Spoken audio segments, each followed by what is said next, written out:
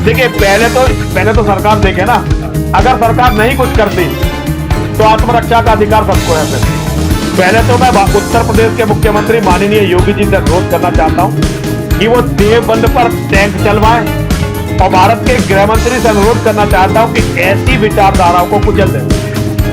ये पूरे देश का और पूरी दुनिया से कहना चाहता हूं कि देख ले पूरी दुनिया, उन्होंने हमारे कत्ल की जो है कॉल दी है। अगर हम मारे गए तो बचेगी दुनिया भी नहीं। अगर भारत से हिंदू खत्म हुआ तो अमेरिका में रहने वाले ईसाई या यहूदी ये ना सोचे कि फिर वो बच जाएंगे। गाजियाबाद के डासना देवी मंदिर के महंत जूना अखाड़ा के महामंडलेश्वर यति नरसिंहानंद सरस्वती जी महाराज अपने शिष्यों के साथ शाम में मेरठ पहुंचे।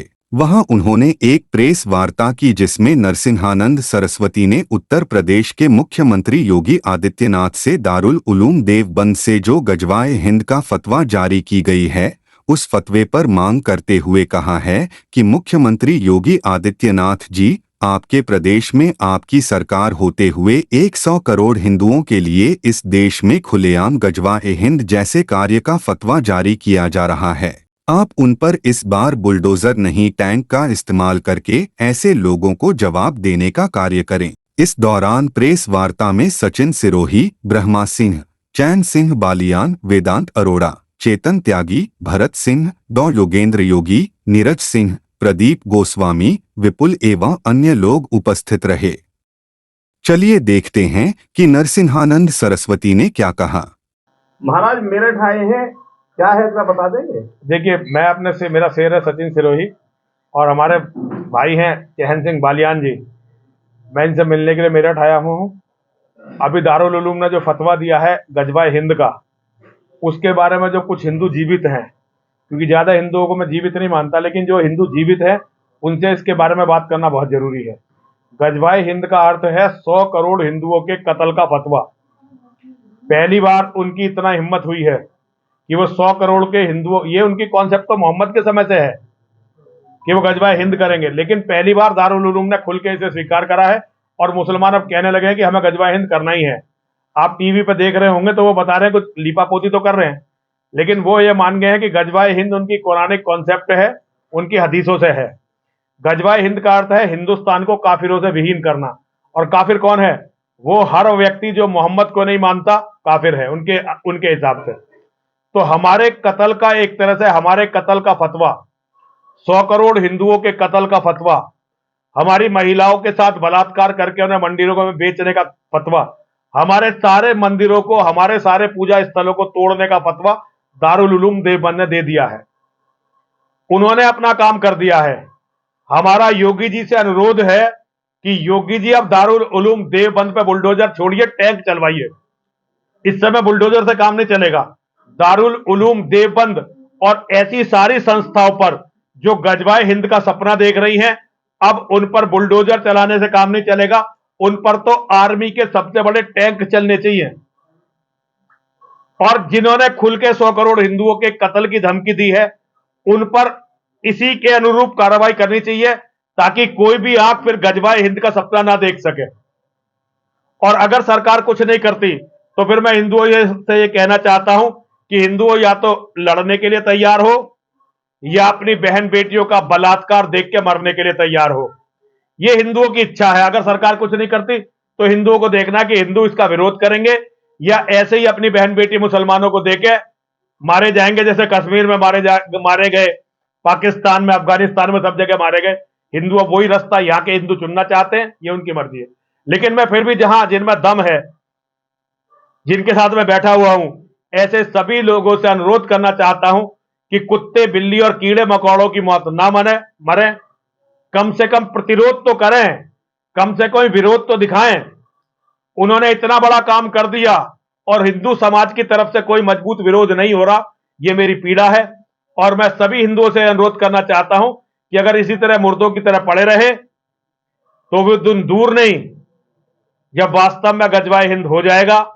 और ये पूरी मानवता के लिए बहुत बुरा होगा, क्योंकि गजवाए हिंद करने के बाद मुसलमान भारत को अपना स्टेशन मान के पूरी दुनिया से, जिसे कहते हैं गजवाए आलम, फिर उस पर लगेंगे। तो ये मानवता के लिए बहुत दुखद है। योगी जी से पुनः अनुरोध करता हूं कि अब बुलडोजर का चक्कर छोड़िए, दारुल उलूम पर टैंक चलवाइए।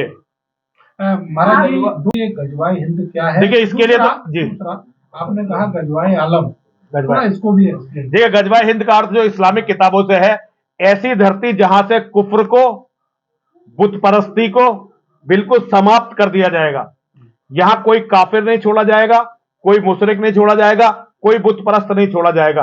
और ऐसे स्थान जहां कुफ्र होता हो या बुत परस्ती होती हो, जिनमें सारे मंदिर, सारे चर्च, सारे गुरुद्वारे हैं, उनको सबको खत्म कर दिया जाएगा। यहां जितने सरदार हैं, ईसाई हैं, बौद्ध हैं, सबको मारा जाएगा। इसका अर्थ है गजवाए हिंद। गजवाए हिंद के बाद जो हिंदुस्तान में वो कर देंगे, उसके बाद गजवाए आलम शुरू होगा। पूरी दुनिया के अंदर एक भी काफिर जिंदा ना रहे, एक भी चर्च, एक भी मंदिर, एक भी दूसरा इबादतगाह ना रहे, पूरी दुनिया को पाक कर दें, इसे कहते हैं गजवाए आलम, पूरी दुनिया से। अच्छा ये बताइएगा कि ये जो काम जो लोग इस मिशन को लेके आ रहे हैं, ये हमारे देश के अंदर रहने वाले मुस्लिम हैं या? देखिए ये पूरी दुनिया के मुसलमानों का लक्ष्य है। ISIS ने भी अपना यही लक्ष्य रखा है। देखिए ये लक्ष्य तो मोहम्मद का है, मोहम्मद और मोहम्मद के सहाबा, ये मोहम्मद और मोहम्मद के सहाबाओं का लक्ष्य है कि भारत में गजवा होगा और पूरी दुनिया इस्लामिक होगी, उनका लक्ष्य है। तो ये कोई आज का इसे एक मुसलमान, भारत का मुसलमान, उत्तर प्रदेश का, ये नहीं कह सकते। ये पूरी दुनिया की आंखों, पूरी दुनिया के मुसलमानों की आंखों में मुसलमान है क्या, पहले समझिए क्या है। Islam is a organised gang of criminals. हमारी बहन बेटियों को लूटना, हमारे घर संपत्ति पर कब्जा करना, हमारे बेटों को मारना, हमारी धन संपत्ति छीन लेना, हमारे मठ मंदिरों को तोड़ देना।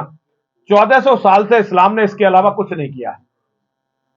जिस स्थान पर वो इस काम को कर देते हैं उसे गजवा कहते हैं कि भाई हमारा गजवा यहां हो गया। हिंदुस्तान पे आज से नहीं, जब से इस्लाम बना तब से ही वो लड़ रहे हैं हमसे। लेकिन अब गजवा होने का समय वो मानते हैं कि आ गया। भारत की धरती को, हिंदुस्तान की धरती को काफिरों से विहीन करने का समय आ गया। ये दारुल उलूम देवबंद ने मान लिया। और दारुल उलूम देवबंद क्योंकि इस्लाम की सबसे बड़ी एजुकेशनल संस्था है, तो इसका मतलब समझिए कि पूरी दुनिया के मुसलमानों ने मान लिया। अब आप बहुत जल्दी देखेंगे कि पूरी दुनिया से अलग अलग जगह से जिहादी भारत में आकर जिहाद करने लगेंगे। यहाँ के मुसलमान खड़े होकर जिहाद करने लगेंगे क्योंकि दारुल उलूम की बात कोई घेरता नहीं है। बाल संरक्षण आयोग बच्चों का खेल, ये बच्चों का खेल है। ये ये बाल संरक्षण NCPCR का मामला नहीं है। ये गृह मंत्रालय का, मुख्यमंत्री का, प्रधानमंत्री का, ये हिंदुओं के 100 करोड़ हिंदुओं के, देखिए वो नाबालिग बच्चों से ही कत्ल करवा रहे हैं आजकल। तो NCPCR ने जो किया, चलो उनका काम है, ठीक करा होगा। लेकिन अब ये योगी जी को और मोदी जी को, अमित शाह को देखना चाहिए कि जो उन्होंने 100 करोड़ हिंदुओं की कॉल दी है, कत्ल की कॉल, NCPCR तो इसकी गंभीरता को समझा ही नहीं। लोग इसकी मामले की गंभीरता को समझे ही नहीं कि ये है क्या, गजवाए हिंद है क्या। ये 100 करोड़ हिंदुओं के कत्ल की कॉल है। और 100 करोड़ हिंदुओं का कत्ल करने के बाद जो दुनिया में 400 करोड़ और काफिर हैं, फिर उनके कत्ल का अभियान शुरू होगा। गजवाए हिंद से गजवाए आलम जुड़ा हुआ है। पहले गजवाए हिंद, फिर गजवाए आलम। तो 500 करोड़ लोगों के कत्ल के लिए दारुल उलूम देवबंद और भारत के, दुनिया के मुसलमान तैयार हो चुके हैं। तो ये NCPCR का मामला नहीं है। कोर्ट ये मामला देवबंद कह रहा है कि हम कोर्ट जाएंगे। इसमें देवबंदी तो फतवा दे रहा, देवबंदी कोर्ट जाएगा। ये हिंदुओं की कायरता है कि देवबंद कह रहा कोर्ट जाएगा। इन्हें तो कुचल देना चाहिए इस समय। आप जो आह्वान